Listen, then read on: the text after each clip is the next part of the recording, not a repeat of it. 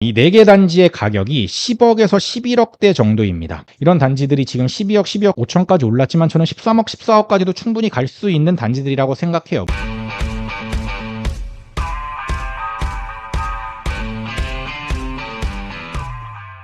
25년 3월에 제가 모의 투자하고 월간 추천했던 단지들이 어떤 단지들인지 한번 보겠습니다. 첫 번째는 한화포레나 킨텍스, 두 번째는 동탄에 위치한 우포한 중에 하나인 운암퍼스트빌, 그리고 광명이 처음으로 나왔죠. 광명역 푸르지오, 그 다음에 미사신도시도 처음으로 나왔습니다. 미사, 강변, 푸르지오 이 4개 단지를 제가 시세 트래킹을 했는데, 이때 당시에 제가 일산을 선정한 이유는 전 일산 자체가 지금도 저평가라고 생각을 합니다. 그런데 그 중에서 GTX-A 킨텍스역 바로 초역세권의 단지임에도 불구하고 시세가 덜 올랐어요. 지금도 덜 올랐다고 평가하고 있습니다. 그리고 GTX-A 호재 단지인데 저평가됐기 때문에 이 단지를 뽑았고요. 그런데 그 지금 단지들이 12억, 12억 5천까지 가 있는데 11억 5천이니까 한 1억 정도 차이가 난다라고 보시면 됩니다. 그런데 과거에는 어땠냐? 제일 비쌌습니다. 전고점이. 이런 단지들이 있어서 지금 이때 35평들인데 이 단지들이 다 고평가됐냐? 아닙니다. 없어요. 동탄 광명 12억이고요. 미사가 12억 5천인데 저는 미사도 고평가라고 생각 안 합니다. 그러니까 1억 정도의 안전마진은 있다라고 보는 거죠. 이런 단지들을 제가 추천드리는 거고, 이 단지들의 입지 분석을 조금 더 해볼게요.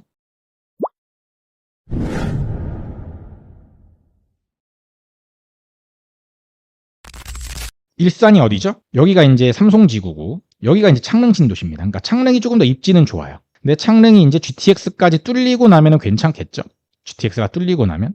어쨌든 대곡 다음에 킨텍스 다음에 운정이죠. 여기서 이제 쭉까지 이제 삼성역까지 가는 거고, 28년에 이제 완공이 됩니다.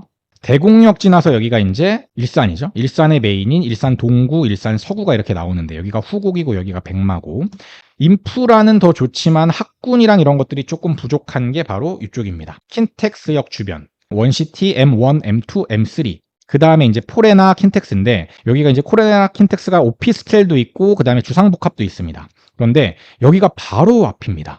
그러니까 예를 들면 동탄과 여기를 비교했을 때, 동탄에서는 GTX-A의 도보권이라는 이유로 16억, 17억이었죠.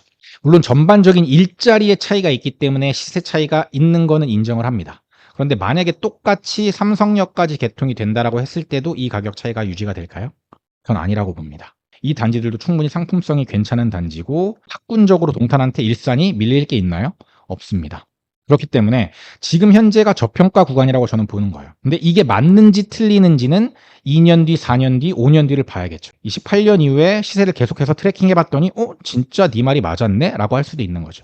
그래서 여러분들도 제 말이 맞았는지 틀렸는지를 2년 뒤, 3년 뒤까지 이 자료를 계속해서 작성을 하면서 꼭 트래킹을 해줬으면 좋겠어요. 그때까지 저와 함께 했으면 좋겠어요.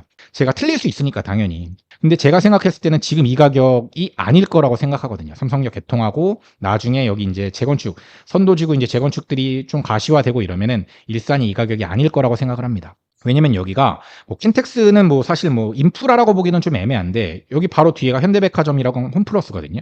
그러니까 백화점 홈플러스도 바로 이렇게 갈 수 있고, 인프라도 괜찮습니다. 근데 다만 여기가 학교가 없다라는 게 좀 아쉽죠. 학교가 멀다라는 게 단점인데, 이런 단지들은 이제 학교가 있는 반면에 킨텍스역까지 조금 멀고, 그래서 이런 단지들은 이제 3호선이나 아니면 경의중앙선을 타고 대곡역이나 이런 데 가서 갈아타면 되는 거죠. 그래서 장점이 만약에 몰려 있다 그러면은 조금 더 주목을 받을 텐데, 그런 게 아니기 때문에 가격이 좀 저평가됐다라는 건 인정을 하겠습니다. 근데 여기랑 이제 비교할 만한 데가 어디죠? 동탄으로 가면은 아까 우포안이라고 불렸던 데 중에 시범이나 이런 데들은 너무 가격 차이가 많이 나니까, 사실 이제 우포한 중에 동탄역이랑 여기가 더 가깝기도 하고, 그 다음에 초등학교, 중학교도 품고 있어서 여기가 더 대장인 건 맞아요. 근데 여기는 이제 범접할 수 없이 바로 앞이니까, 더샵도 나쁘지 않은 게 뭐냐면 바로 앞에 가면은 지하로 가는 통로가 있습니다. 이 통로가 롯데백화점이랑 동탄역까지 연결이 됩니다. 그러니까 여기는 롯데백화점이 닫는 시간에도 동탄역을 갈 수 있어요. 그러니까 이런 것들이 차이가 있으니까 우남하고 더샵이 차이가 벌어질 수밖에 없습니다, 시세가. 그래서 여기랑 비교군이 아니고 여기랑 비교군입니다.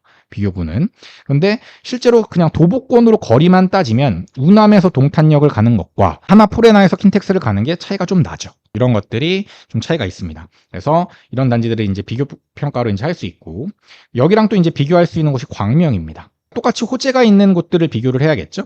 그래서 제가 비교 평가를 왜 광명을 뽑았냐면, 광명에서도 메인은 조금 더 비쌉니다.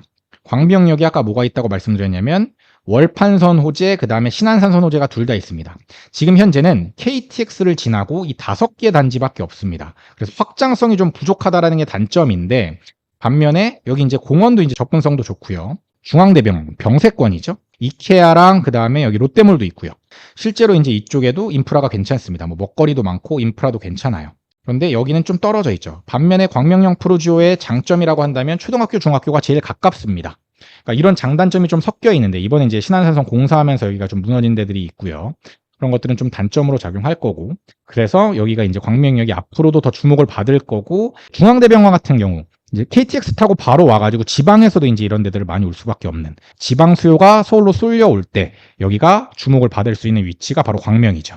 마지막으로 이제 하남 쪽으로 한번 가볼게요. 근데 미사 신도시도 굉장히 좋죠. 제가 25년 3월부터 미사 신도시를 많이 주목하기 시작했는데, 보시면 센텀팰리스, 그 다음에 센트럴 풍경채, 그 다음에 대장이라고 할 수 있는 강변 센트럴자이, 제가 지금 여기서 비교한 단지는 미사 강변 푸르지오입니다. 미사가 메인이 지금은 미사역입니다. 미사역까지 여기가 이제 인프라들이 많고, 그 다음에 학원가는 여기 이렇게 두 개가 메인인데, 센트럴자이가 대장인 건 이쪽에 학원가랑 인프라가 모여 있고, 그 다음에 뭐 미사 호수공원까지 거리도 가깝고 미사역까지도 도보권으로 가능해서입니다. 근데 앞으로 여기에 이제 여기 생길 거거든요. 여기가 4784 사거리인데 여기에 아마 9호선이 들어올 겁니다. 이쪽에 9호선이 들어오면은 9호선까지의 거리가 가까운 미사강변 푸르지오도 훨씬 더 괜찮아질 거라고 생각을 합니다. 물론 메인 단지들은 여기가 되겠죠. 그래서 여기 단지들이 많이 올랐어요. 그리고 이쪽이 이제 한강공원이 있기 때문에 앞으로 중심은 이 위쪽으로 조금 더 올라가긴 할 건데, 그럼에도 불구하고 여전히 미사호수공원을 끼고 있고, 뭐 초등학교, 중학교도 가깝고, 그다음에 여기 학원가도 가깝기 때문에 충분히 메리트가 있는 지역이 미사, 그리고 미사강변 푸르지오입니다.